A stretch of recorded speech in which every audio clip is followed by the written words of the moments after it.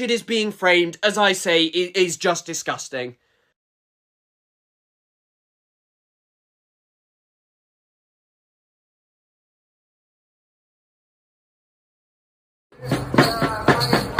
باليستينا رنتاي باليستينا كايهو.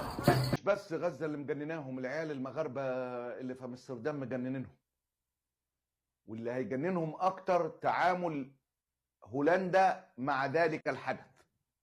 فوصلوا لمرحلة جنون، بيقول لك اوروبا ما بتعرفش تحمينا ومش عارفة تعمل حاجة. الموساد هو اللي هيلاحق المغاربة في اوروبا. בעקבות אוזלת היד של ממשלות אירופה, בישראל בודקים אפשרות של יצירת מערכת שהמוסד הוא זה שבעצם ירדוף אחרי מבצעי ומארגני הפוגרומים באירופה כדי להביא אותם לדין.